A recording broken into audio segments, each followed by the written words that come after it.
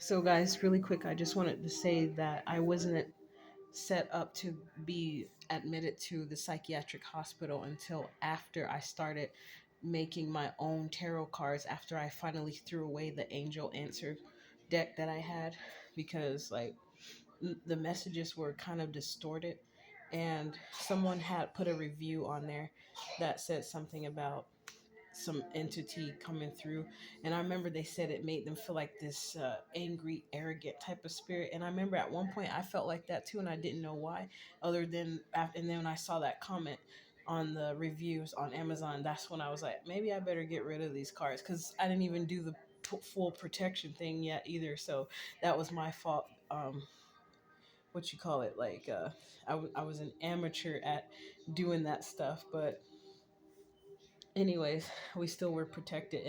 And when I made my own cards, like, I would ask first, I would ask a question and see if I got a yes or no. Like, for instance, when I asked if me and my son would be off the street soon, or by the end of the week, and then it said yes, and 2 days, like 1 or 2 days later, we were off the streets after our stay at a homeless hotel, like a homeless shelter company called Family Promise paid for our stay for about 3 months in a hotel in Beaverton called Pepper Tree Inn Hotel or Motel.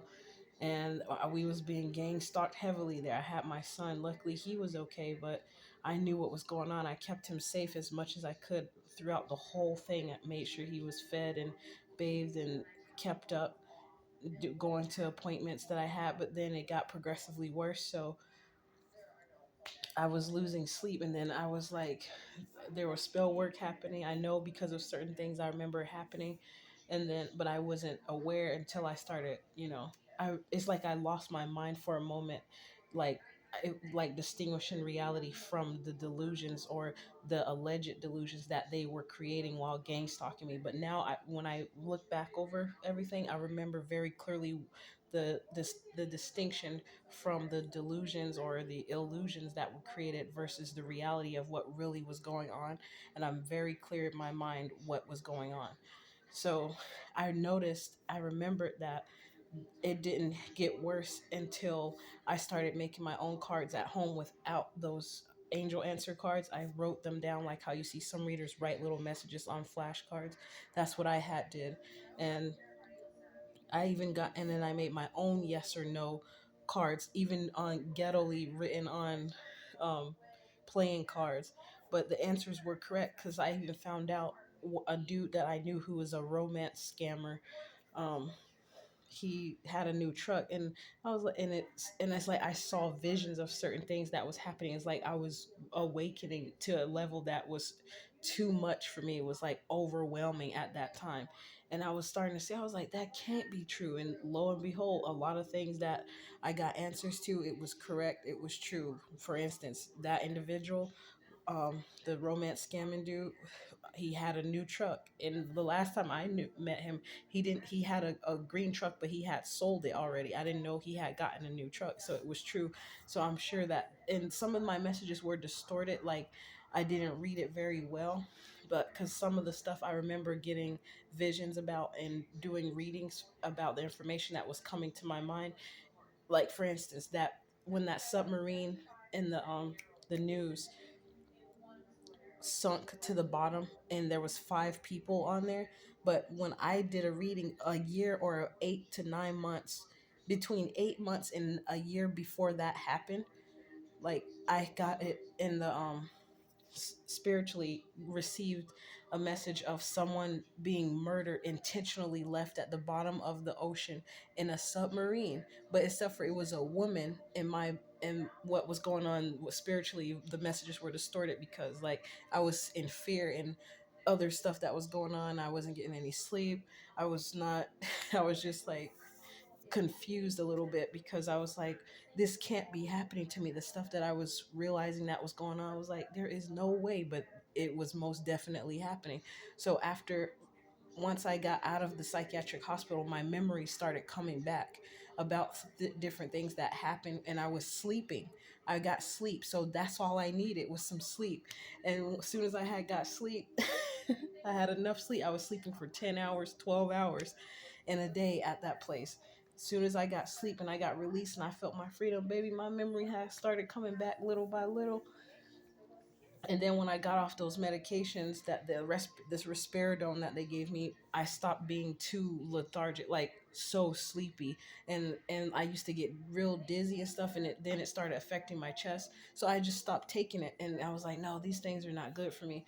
And then that's why a judge got upset and said that he went ahead and denied me being able to work at a care facility when the background check unit denied it because I had an open DHS case that was set up to happen. That's how I went into the psychiatric hospital because some random woman said, and now I called the cops on you to get you in more trouble than you can get out of. That's what she said, and I was like, bitch, you just don't know that those words is what pushed me, what motivated me to continue to push through and made sure that I made it and completed every task that I had to do. And boy, oh boy, I just saw 555. That is the best thing that ever happened because it made me see that I had the strength. Of course, I relied on God, but and prayed all the time, and I got through it. I did not give up. These people, all of the people that was involved even said everything that was good. Like they never seen anybody push as hard as I did to show that I love my kid to get him back. And it's because I actually do love and care about my son. Even tell him I don't only love him, I cherish him. And I make sure that I do my very best to protect him and make sure I do the things I need to do before I'm taken out of here so that he can be set up as much as possible as in my capacity that God grants me. So anyways, I remember that um, I started getting a lot of answers. Like I went so deep to the point that I even went as deep as getting information about what Oceania was doing and who was involved and what the U.S. Army and what the German army was going to do. It went deep, y'all. And then I started like putting messages out there in the comment section about some stuff that was going on that had been revealed. And some messages that I got, I thought that it was involving like like a death that happened in the family, but it was actually remember now and realize that some of the messages I got was in the energies of other people who was in my energy. So I, like if I start remembering the individual stories, I'll be able to like well anyways, I want to make this quick, so let me skip that part. I just wanted to say basically that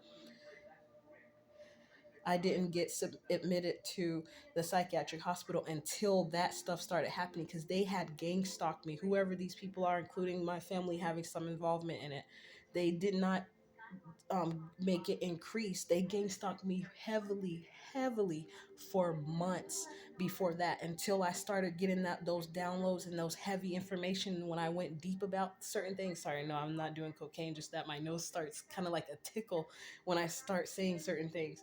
And I scratch it because it's kind of like, it tickles a little bit and it's like a scratch. I have to scratch it. But that stuff didn't happen until I started revealing, and then the information was coming at me. I was like, this is too deep. I'm talking about even getting information about past life regressions that happened, and someone in the family did a past life regression, and when they found out something about something that happened in the past or that was going to happen, they tried to go do some witchcraft or spell work to try to change things around, like go back in time and try to come back out of the spiritual time travel and come back in the physical reality and try to manipulate the story of things that was going to happen. And they don't realize how they effed it up for themselves, just like the spell that I saw some high level people trying to do, probably some Masons or some Knight Templar. I don't know who they were, but it was some people that were in an organization, and they effed up a spell. And one part of the reason why one dude, he messed up part of the spell was simply because his mind was on some young vagina that he was ready to get after he completed the spell, and he effed it up where it wind up being creating natural disasters that and other stuff that happened that actually backfired and affected themselves as well, and on the spiritual level and on the physical level. So I just wanted to say that to let people know that, like, I don't want to say stuff about anything happening to me, but that's why I'm trying my best to get out as much information as possible so that it can help other people, and it'll be out there energetically where people start to pick up on it in readings and help other people solve their problems, like solve the story of how things happened to them, like how it was started when they got gang stalked, the people that were involved by making the connections, and then realizing how they try to make it secretly, but they do it publicly. And there's people who know about it too, but the people who don't know about it, it'll look crazy to them on the outside. They were like, wow, that girl's crazy, or like, man, that's a wild story, because they know most people don't think so deep. So you could just tell them anything and they'll just go for it, like, or the most they would say is, oh, that something don't sound right about it, but then they'll just go back about their daily lives until it starts happening to them, is when they'll care. So this is just to be ahead of time and put it out there about what happened and what's been going on. And one more quick thing is, I notice how every time I reveal some sort of truth, especially if I tell someone that's in a government organization like DHS or SEI or something like that, all of a sudden they something happens. Like for instance, when that state police came to follow behind me that night, and you see on one of the videos, I think it was part one or part two, um, of Karmic Masculine wanting somebody to bow down to him like he's God. But I was going to change it and say something like the state police needed an enema because they were full of it. You know what I'm saying? But I might leave it as it's titled currently. But I think it was the part two, where at the end of the video, when he all of a sudden, some random hillbilly looking dude with logs cut up in the back of his truck rides up on the grass, and then instantly it's almost like that dude was his handler, and he turned around like he was his boss, like, oh, and then he went to report or start talking to him about something. I'm like, are you freaking kidding me?